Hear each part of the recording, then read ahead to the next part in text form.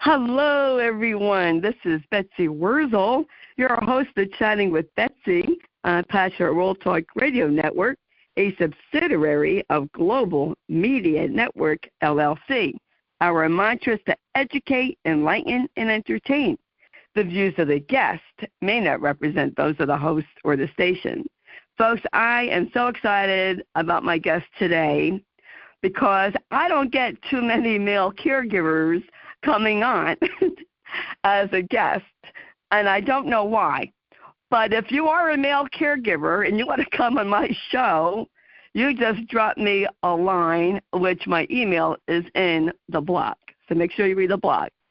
I'm excited today to have with me a new friend, Rick Henkin, who is from California.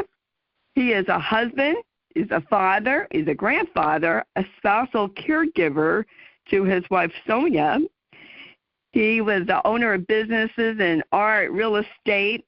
He is digital creator of the online course, Caregiver Mastery, designed to help caregivers eliminate their stress, anger, resentment, and guilt, and move them to a place of peace, acceptance, and a better quality of life for both themselves and their loved ones. He is also founder and creator of the Facebook group for family caregivers, Eliminate Stress, Anger, and Guilt. And folks, I have to tell you this. I was a caregiver for many years. And let me tell you, I wish there was a Rick Henkin 25 years ago. I wish there was Rick Henkin 15 years ago.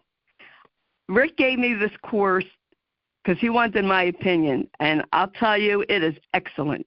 And I'm not just saying that. I mean it sincerely. If I was a caregiver, I would jump on my computer right after you hear this interview and find out about this course, because I'm going to tell you, folks, you hear from me all the time. There's such a difference between being an educated caregiver and not being an educated caregiver. Makes a difference for you and your loved one. And I can't wait to talk to Rick Henkin. So welcome, Rick Henkin, to Chatting with Betsy. Thank you, Betsy. That was a wonderful introduction. Appreciate it. I really do. Oh, you are welcome. So, Rick, I just love your course and your Facebook group. And I just want to tell the audience, Rick does videos. And I'll tell you, it's like Rick is in my mirror. He's a guy after my own heart, on the same wavelengths. And, Rick, I really enjoy your videos, and they are always 100% on target. Thank you. I really appreciate that. Bravo to you. Excuse me. So I'd like to know how Sonia, your wife, became diagnosed, and what was it like getting a diagnosis? Did it take a long time? Because that was 2020 that she was diagnosed. Here's how it all began. In 2019, noticed that Sonia had real difficulty concentrating on anything. She was up and down, up and down. We're watching TV. Sonia, wait for the commercial. She couldn't do it. And I thought, okay, she was taking antidepressants, and my hope was that it would just be a matter of an adjustment in her meds. But rather than take her to her primary care physician, I sought out people who specialized in brain situations. I found the Pacific Neuroscience Institute in Santa Monica, and that's their entire focus. It could be dementia, it could be brain cancer, whatever it is. And the doctors there are from Yale, Harvard, and UCLA. So I made an appointment, again, hoping that it would just be a matter of adjusting her medications. Call on the way there, why do we have this appointment? You're the one that needs the appointment. You're the one because it has a problem. So we get there. The doctor, I guess, who's a Rick, you're breaking up. Are you on speakerphone by any chance? Yeah, I am. Should I take that off? Yeah. Okay. Let me That's get better. back here. Well, I haven't done anything yet. Okay. Okay. Now I'm not on speaker. That's good. Yeah. So we get to their office, and the doctor, he wasn't the neurologist. We met a neurologist later, but the doctor gave Sonia some basic tests because he said different parts of the brain process differently.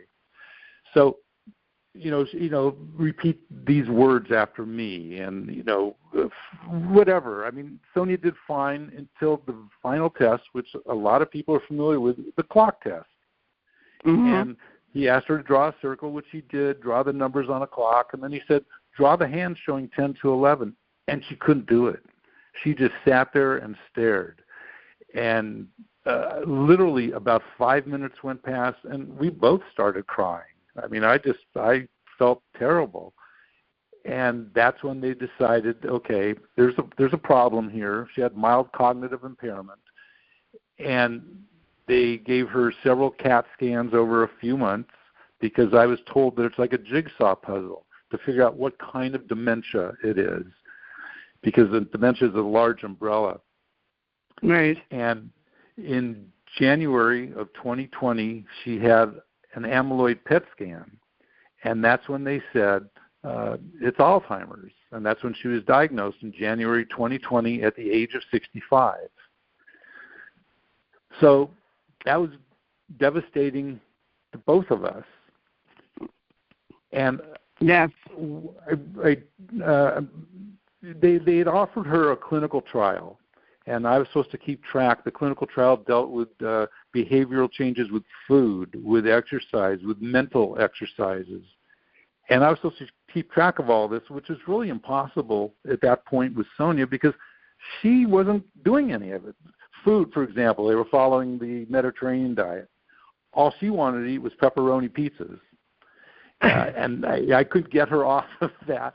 So that unfortunately fell by the wayside because she just wasn't cooperative, and maybe I'm sure a good part of it was she just didn't understand either what she was supposed to do. And then as time went on, I found an adult daycare out here in Santa Monica called Wise and Healthy Aging, and their focus is strictly on dementia patients. So they have activities for them, and they're recognized by the state of California. So I would take Sonia, and she would be fine. And Sonia has this personality where she just likes to hug people, and she kisses. She's friendly, and I'm very grateful for that because she could be a bitter person, and she's not.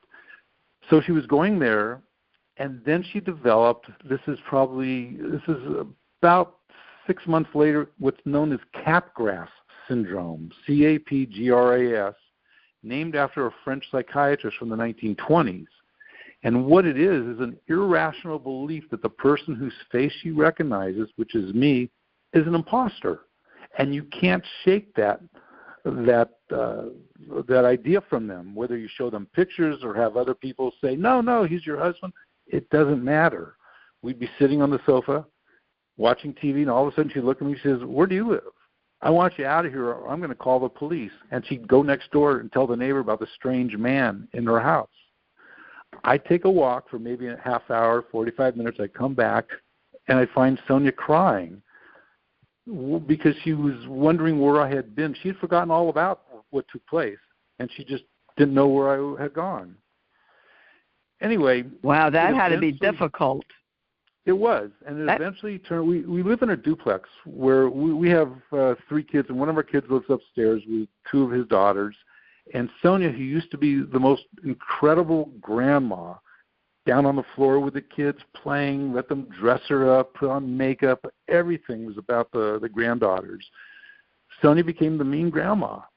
Every time she'd come home, she'd go banging on their door, and she'd be cursing, and they stopped letting her in. And one day, my son, his family was on vacation, school vacation in Oregon. That's where his wife is from. He said he was looking for some other jobs. And I said, well, that's cool. And he said, but I'm interviewing in Oregon. And my heart just sank. I thought, I'm being abandoned. And he said it's the toughest decision he'd ever had to make, his family or his mother. And he decided his family is more important. And then what I did was I didn't want to make any decisions just because they were expedient for me. That didn't seem right to me. So I contacted her doctor over at the Pacific Neuroscience Institute, her therapist, and her nurse practitioner, and I said, why is it that when Sonia is at Wise and Healthy Aging, the daycare, she helps them, she helps set up the activities, breaks down the activities, and when she comes home, it's a totally different story. And they said because at the daycare, she has structure, and at home it's the Wild West. And they had all recommended that it was possibly, or not possibly, but it was probably time to move Sonia into a memory care facility. And again, I didn't want to do it because it was expedient for me, but having them say that, I thought, okay, I guess it's time. So I found Sonia a memory care facility. And very soon after she moved in, that whole capgras thing disappeared. It was crazy. But, she still had the dementia issues that, her cognitive impairment was getting worse and worse as time went on. In fact, the doctor had said, when you're younger, it's usually more aggressive. And I know I've talked to people who much, much younger than Sonia, but Sonia was considered young at that point at 65. And, I'd visit her, every day. And honestly, I couldn't stay for more than an hour, maybe 2 hours at a time, because there was so much residual anger from when she was at home. Let me backtrack for a moment. I realized I used to own a Senior Helpers franchise. Senior Helpers provides caregivers for seniors living at home. And that unfortunately didn't work out because by the time we got our license, it was the beginning of COVID. But that's another story. But I had understood about the burden of care, which is a real significant medical phenomenon. And I had read that from the Journal of the American Medical Association, which is certainly well respected, they did a survey and found that family caregivers have a 63% higher risk of dying than their peers who aren't caregivers. I mean, that's huge.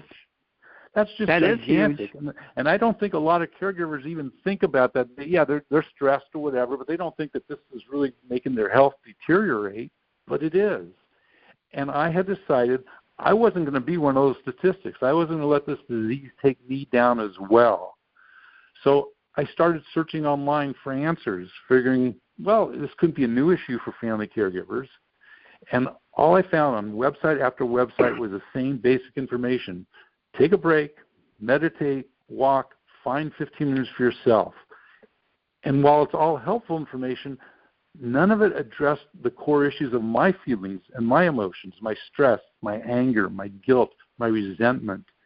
That's when I realized I had to do this myself because mine was the only brain that could change. Sonia certainly wasn't. And I finally did it. I let go of my stress, my guilt, my anger, and my resentment. And I found what I call, you mentioned it earlier, peace, acceptance, and a clear path forward, which I call my heaven island. And then I decided, well, if I could do this for myself, maybe I could do it for other people that need help. And I didn't know what was out there, but I started looking on Facebook groups. And I'm sure most of your listeners know that there are dozens and dozens of groups for family caregivers, for dementia caregivers, with sometimes tens of thousands of members. And as I looked through the comments, all I saw was people ranting and raving. My life is over. When's this going to end? One woman was considering committing suicide because it's easier than taking care of her husband. And I thought, my God, I found a way out. If I can help them find a way out, that would be wonderful. And so I created this course. I created a course to help family caregivers. And one thing I realized is family caregivers, or I guess any kind of caregiver other than a paid caregiver, we don't have a whole lot of time. So I created my course not to be an all-encompassing course on dementia. It's not designed to have what I call a thud factor, which is the sound a huge stack of documents makes when dropped on a desk. I'm not trying to impress people with, dozens of videos or countless PDFs and hours of work on their part so they can think, they got their money's worth. They don't have time for that, and I understand that. My course is created with short videos, 10, 12 minutes, a summary of the videos, and some exercises. And, of course, you can take it, whenever you want. I mean, it's not you have to do one a day or anything like that. But I try to make it streamlined, focused on results for people, and I guarantee to them that they'll experience significant positive changes in 30 days or less, or I'll give them their money back. So it's not like you have to take 90 days or 6 months or whatever, and who has the time for that? And certainly not caregivers. But I try to make it easy for the caregivers. I mean, you mentioned earlier that it's a short course, but it works. I've got testimonials in addition to yours to that effect. It's very easy. It's very quick. I mean, when I was caregiving, Rick, your course is ideal because it is quick. You do it at your own pace, right? And it's real. It's not this high in the sky, inauthentic person who doesn't know what they're talking about. It's someone who's authentic. You're very authentic. You're telling it like it is. You're sharing your experience, and it's realistic. I mean, if I'm going to take a course from someone, I want someone who's walked the walk and who's walking the walk because, I mean, I'm a Jersey girl, everyone, so I say it like it is. I'm going to be very blunt because this is who I am. Yeah. Let me tell you something, folks. If I was new to caregiving or in the middle and I met Rick Henkin and saw his course, I would definitely spend the money to take it. It is worth it. And I want you to think, folks, what do you spend money on? Do you do streaming service? How much is that? Get your nails done, massage, workout, that's all good stuff. But to invest on you, your mental health, and being a great caregiver, there's no perfect caregiver, but to have that knowledge, to being a good caregiver, to take care of your mental health, because like Rick said, the mortality rate is high. And I'm here to tell you, my husband, Nat, for 10 years, I took care of him. 5 years, I took care of his mother. By God's grace, I'm sitting here today talking to you all because I really consider myself fortunate to be alive. It is stressful. Caregiving is stressful. And Rick gives you such a course to help you with that stress. And you know what? I'm gonna say this, folks, because I know the difference. When my mother-in-law had Alzheimer's, and you're talking back in 2000, so that's 25 years already. It would have been in September. There wasn't much information. There wasn't support or support that I could go to, but there wasn't information at all. And I was mad at my mother-in-law. I didn't know how to handle her delusions, her hallucinations, her sundowning. Fast forward to when Matt started to hallucinate, I was prepared. It was much better. A prepared caregiver with knowledge is night and day, folks. It's just night and day. Take my word for it because I have been there. I walked through the fire, and I, thank God, came out on the other side. But, Rick, you are such a resource, and I'm passionate about what I do. You're welcome. I'm passionate about what I do. And and to tell people about resources that I wish I knew about, that I wish were available when I was caregiving, because your caregiver mastery course to me would have been a lifesaver for me, truly. I wish it had been available for you then. I really do. I really do. There's two fundamental principles to my course. The first one is it's never your loved one's behavior that creates your feelings of stress or anger or guilt. It's what you choose to think about that behavior that creates those feelings. that's a primary thing people have to realize, that it's not their loved one's behavior that's causing them to be angry or whatever. It's what they choose to think about it. And the second principle is that they have a choice in their thoughts. You don't have to believe your thoughts. You can change them. They're not true, absolute truth. They're just thoughts. And that's what I try to impart to people in my course.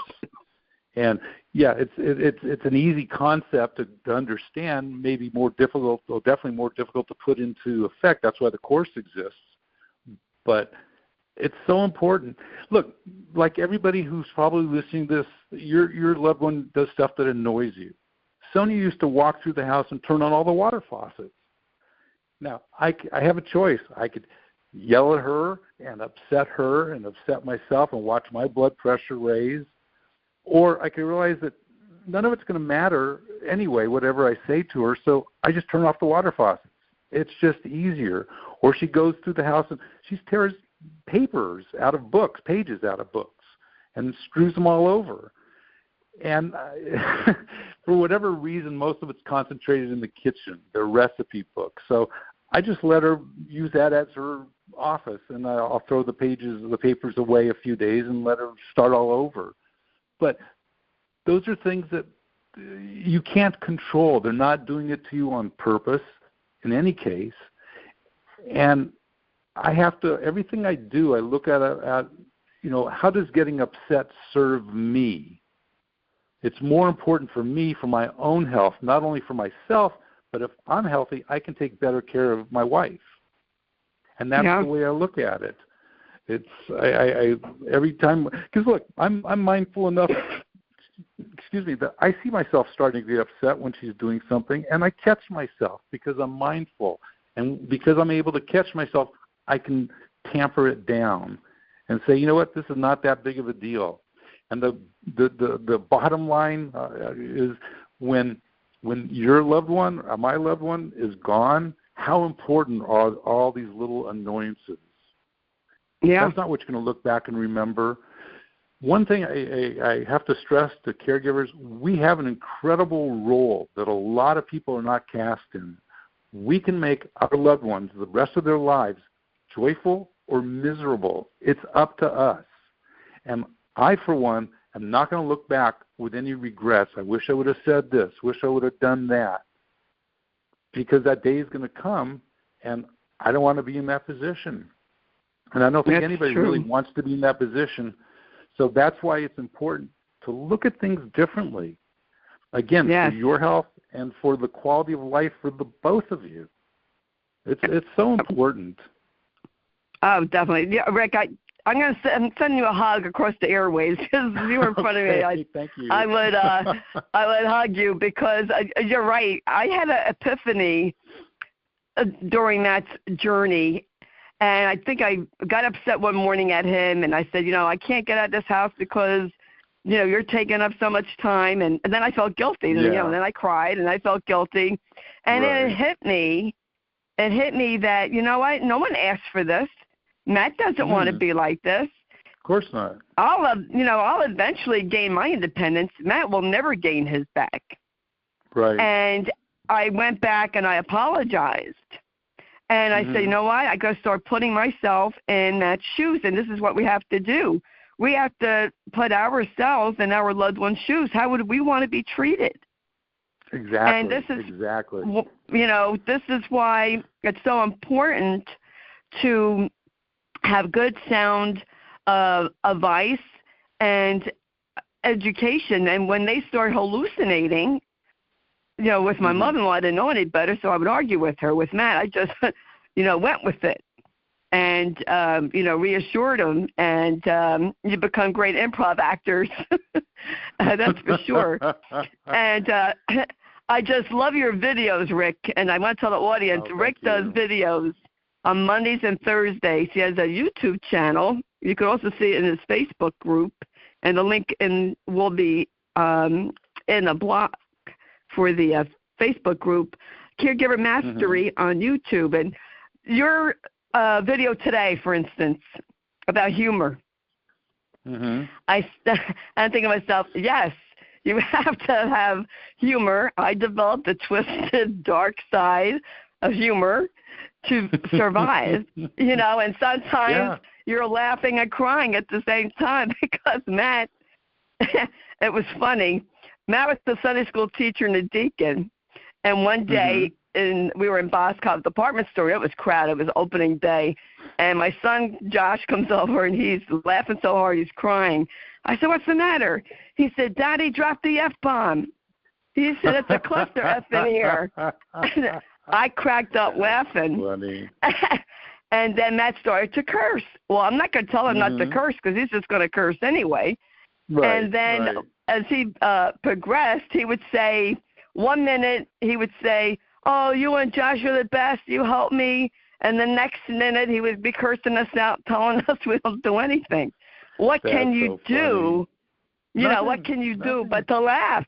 Accept it, yeah. Excuse me. I even see my humor got so twisted. Folks, I have to share this. I even see the humor of Matt's date that he died. Matt died on January 1st, 2020. Oh, whoa. Why I see the humor, why I see the humor of that date is because, ironically, Matt wanted a wedding date that he wouldn't forget. So I picked November 1st, the first of the month, November 1st, so he wouldn't forget. Well, of course, with Alzheimer's, he forgot. And what day does he die on? But the first of the month, the first of the year. He didn't want me to forget. That's funny. That's funny. That's just how I got to think of it. And, not to mention, because he lived a few hours in 2020, I was able to claim him on taxes. That was a big help to me, and that was Matt's last gift to me, because he was, so you see, folks, I do develop. You have to have the sense of humor, otherwise you'll go cuckoo. You were still married, filing jointly. Yeah, that's hilarious. Because Matt was dying, during the holiday time in 2019. And I said, "Matt, please don't die on Christmas because Josh will remember that. It will ruin it for him." And so when Christmas is over, I said, "Okay, Matt, Christmas is over. You want to go? That's fine. If you want to hang in there till January 1st, that's even better. I'll let you know." Yeah. And when New Year's Eve hit, and I said, "Okay, Matt, it's New Year's. You could go. It's time for you to go now." And he died that morning, 6:50 in the morning. Wow. And you were with him. I saw the video. Yeah. Wasn't that that video? Was that the end? Yeah. Yeah. And I just, and I did videos a few years ago, and I was with you, Rick. I wasn't going to let this disease defeat me. And because I have Josh to take care of, I'm still a caregiver for my son Josh with a cognitive disability, so I'm still a caregiver. Okay. And I couldn't let it defeat me. And people thought I was, a little cuckoo in my car back then. But, back when I started, there wasn't people talking about caregiving or sharing their journeys. And I'm grateful that is changed, that it's changing. And I'm so grateful for you and for what you are doing to help caregivers. Now, when did you start your Facebook group? Well, the Facebook group I started in 2022, December, I think it was. But I didn't know what to do. I really didn't start getting it all together actually until I think just a few months ago when I started creating the videos. I was just posting stuff, text-based. And I thought videos made more sense because people want to see, and they want to see the person that's giving them, tips or advice. Are they real? Or are they a real person, or did somebody just make this stuff up? So I really started getting it together. Like I say, maybe more than a few months ago, but sometime last year is when I first started really putting it together and putting my course together and all of that. One thing I'd just like to say for caregivers is one way one key insight that made a profound difference for me is you have to stop fighting reality. Stop fighting against the way things are. You know, it's not going to change just because you wish it would change, that it wasn't so. I know it's easier said than done, but when you stop resisting reality and stop wishing things were different or trying to force them to change, you relieve an enormous portion of your stress, the caregiving brings. Yeah, it's just acceptance. True. It's all you can do. And again, I look at everything with, how does this benefit me being upset? What is this? How does this getting upset serve me? And it doesn't. It doesn't. And there's no point. And look. I also think, I mean, genealogy and all that jazz aside, it could have been me, you know, and not Sonia that ended up with Alzheimer's. Right. You never know. And one thing I tell caregivers also, you know, and something to be grateful for. Be grateful that it didn't happen 10 years earlier, because now you have 10 more years of memories that you wouldn't have had. Yeah. You know, I mean, it's just, again, it's the way you look at things. And I don't mean true. Yeah, and I don't mean that, you know, therefore everything's hunky-dory, sing Polly Wolly Doodle all the day. No, it's not. Of course I get sad about Sonia, and I still cry and all of that. Sure. But what I don't do is let myself get sick or deteriorate. My job now is to make Sonia happy and make her smile and make her laugh. You know, she's the one that has the shortened lifespan at this point, not me. And I take that to heart. Yes, and I'll tell you, Rick, and I'm sure you have developed this. I know you always loved your wife, but now don't you feel like such a deep, unconditional love like you never had before? Because that's what I experienced with Matt with this journey. Yeah, you're right. I agree. I think part of that, or maybe all of it, is because she's dependent on me. It's like the way I don't know, I don't want to put it in these terms, but it's like we feel about a child. They're dependent on us. So, you know, we love them even more, or our pet. I'm not saying that right. I'm not associating Sonia with being a pet or an animal, or a kid.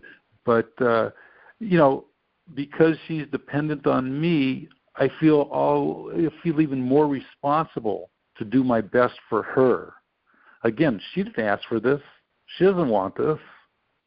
You know, who does? Right. Nobody does. Right. It's just the cards you were dealt. Yeah. Yeah, that's so true. Like even our son Josh, he learned, you know, unconditional love because he's taking care of his dad, and his dad couldn't do anything for him back. Yeah. But Josh took his job very seriously, and he was proud to be a caregiver. He was a great caregiver. Good for him. And he understood more about Alzheimer's than so-called intelligent people. Yeah. For sure. Yeah. And acceptance, Rick, you are so right. We don't have to like the situation. It's not like we like it. Not. But we have to accept it, because to not accept it's only making it worse for us, which reminds me, I have a funny story. When I started doing videos in my car, this lady from France, she said, "Betsy, I thought you were, going to be the sweet person." She goes, "And you just said, get your head out of your rear end and accept the situation and educate yourself." And she said, "Betsy, you threw me a lifeline. That's what I needed to hear." And when I accepted my husband's situation, it was better for me and for him. Absolutely. And that's absolutely. You know, it's a huge step. And I also want to just recommend, you know, to caregivers, you know, it's okay to belong to more than one support group. I did. And it's okay to go for counseling. I went for counseling during Matt's journey, and I have counseling now after the journey. It's okay to say, I need support. I can't do this alone. And for men and women, I know for men it's a little more difficult to say, you know, I need support because of society way they think about guys, but it's okay to say, hey, I need support, and I can't do this alone. Absolutely. Because we didn't learn it in high school, we didn't learn it in college. That's true. Yeah. That's so very true. Actually, one of your members invited me to your group, and okay. I joined, and then you contacted me. I think that's how I met you. That sounds familiar. I reached out and we talked because I saw what you were doing. So I thought, okay, let's see what we might be able to do together. Yeah, and then I'm so glad that you contacted me about being a guest because, Rick, I admire you for what you are doing. Oh, thank you. You're welcome. What you've done. I mean, your videos, folks. I feel like I said, Rick's a guy after my own heart. This is stuff that I was saying. Rick is just saying it in a different way. It doesn't matter. I highly recommend watching Rick's videos if you are caregiving. It is such a help. And I'm cheering here in New Jersey. Rick is in California. I'm in New Jersey. And I'm like, yes. And I'm yelling at the video. Right on, Rick. That's spot on. I heard you. I heard something. Yeah, for your listeners, you can join my Facebook group. I post the videos there. I'm just now starting to post videos on YouTube. That's a Caregiver Mastery. And as you mentioned, the Facebook group is for family caregivers. And please join. It's free.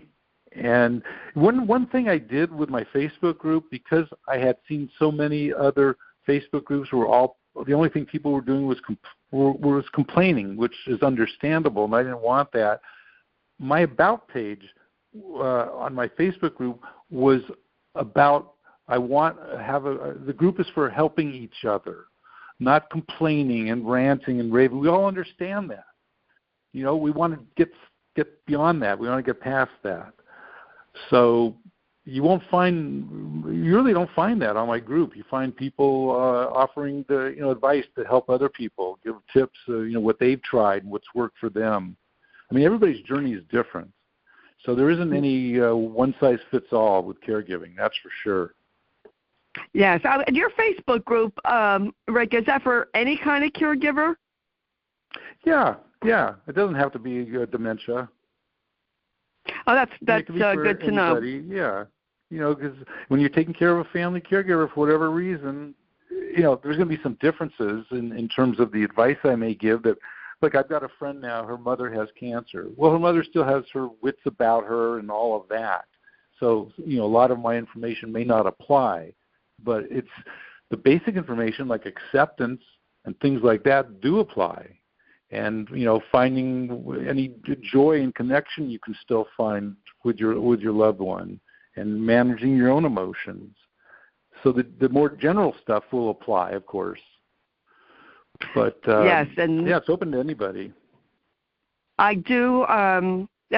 That is something that your Facebook group is different in that way, Rick. That people aren't complaining, because I've been in many support groups. I went crazy joining support groups 2014 because I didn't have any support, and all I saw was people complaining. Now, I met a lot of wonderful people, and I learned a lot from caregivers. As a matter of fact, I even went into what we called underground private caregiving groups, so people wouldn't know how we really felt about certain that's interesting.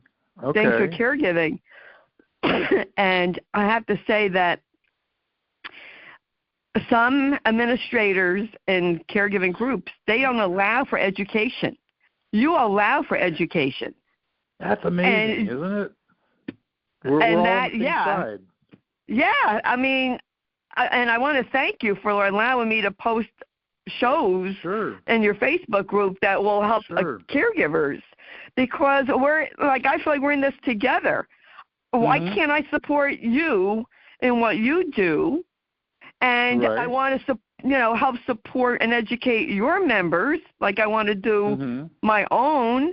And, if I feel like a show that has a wonderful resource can help, I post it in the groups that allow me. But when I remember, it just floored me when people would say, I don't know why my mom or dad or incontinent, pooping or peeing in their diaper when I told them to use the bathroom. I mean, it just shows the lack of education of this person and what they need to be educated.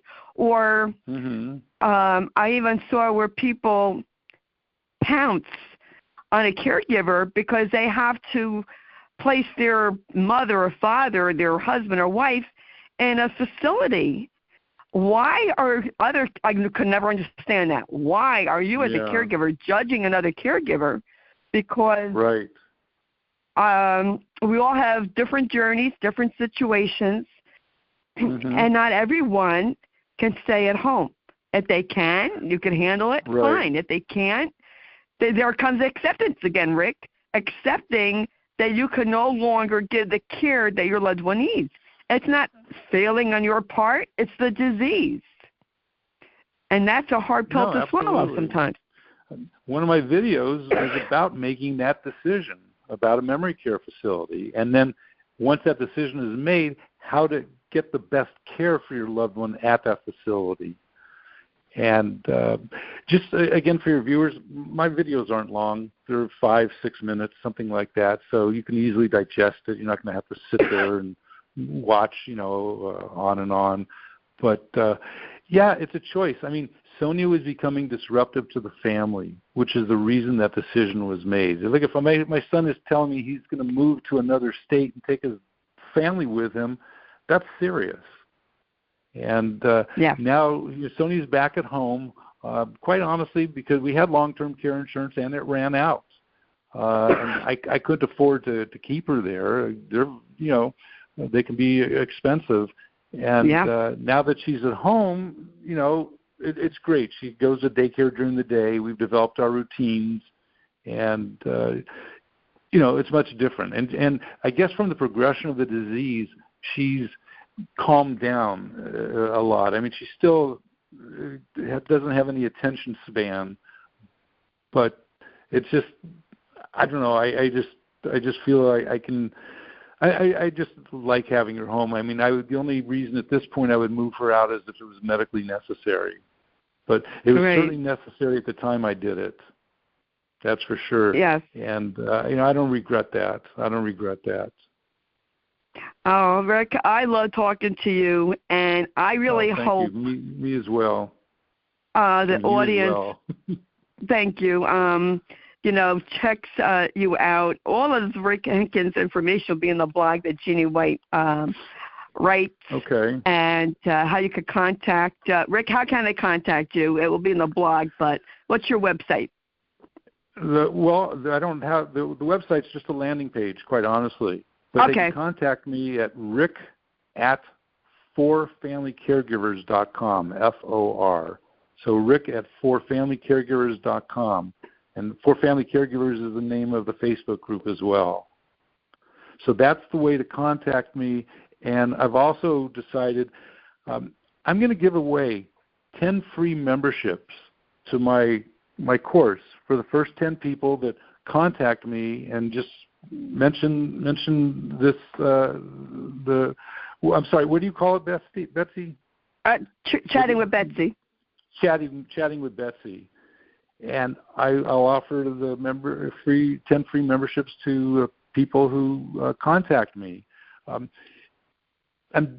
what I want to do is I want to help people, but I also want to do it in exchange for testimonials, and hopefully you'll find it's valuable that you do want to give me testimonials. And that'll help other caregivers, just letting them know about. It's all a matter of getting the word out to people. It really is. Yes. Oh, so if you do that. I hope. That'd be great. That would be wonderful. Yeah, I mean, absolutely. I'll tell you what, folks, that's a no-brainer. I would be jumping. As soon as you hear this interview, I would be jumping, emailing. Chatting with Betsy. Rick, mention Chatting with Betsy in your email that you heard Chatting with Betsy. Yeah, And that's all. the first 10 people. So And you got it. That's very generous of you, Rick. Thank you so much. And I hope people take advantage of that. Folks, I'm telling you, you will not be disappointed. I loved the course. Yeah. I loved it. Thank you so much for all of your support, Betsy. I really appreciate it. That makes me feel good. You're I welcome. knew when I put this course together, if one person said it helped them, that would be all I needed. That would make it all worthwhile. And you certainly have done that, and I really appreciate it. Oh, you're welcome. And my pleasure to have you on as a guest. So much, we could talk about. I'd love for you to come on again.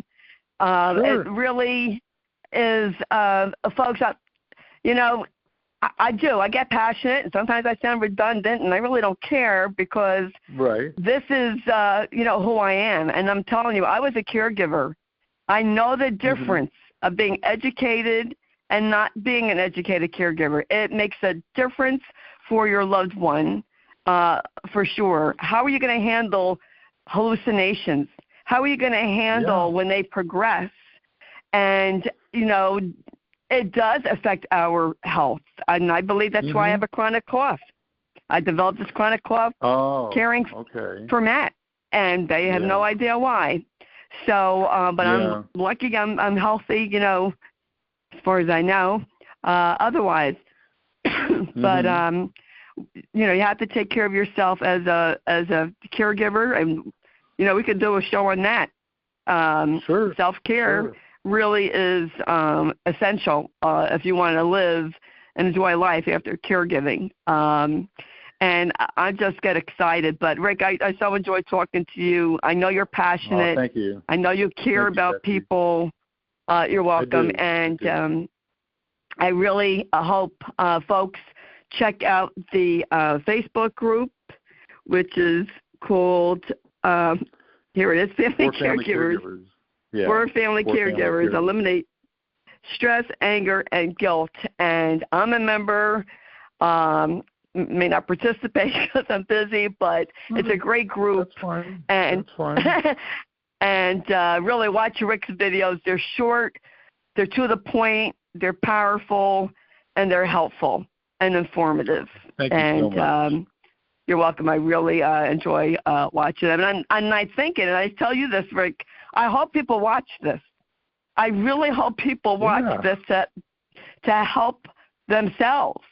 It'd be such a help. I really wish there was you, really, 25 years ago, giving out this information because it's life-saving. It really is literally a lifesaver. And I just want to thank everyone for listening. Share this show to help another caregiver, to help anyone that you know is caregiving. And my show has resources. Pastor World Talk Radio Network isn't just a regular internet station. We are a resource center. Go on our website, PastorWorldTalkRadioNetwork.com, and you just can look up all the resources. We're here to help you. Rick is here to help you.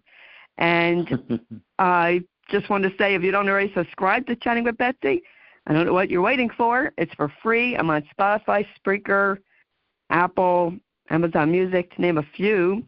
And I want to thank Lillian Caldwell, who's CEO at Pastor World Talk Radio Network, who makes this all possible. And I have a Facebook group, #Kick Alzheimer's Ass Movement. You can follow me on Facebook, Betsy E. Wurzel, WURZEL. Excuse me. And as I always say at the end of my show, in a world where you could be anything, please be kind, shine your light bright, because we need it now more than ever. This is Betsy Wurzel.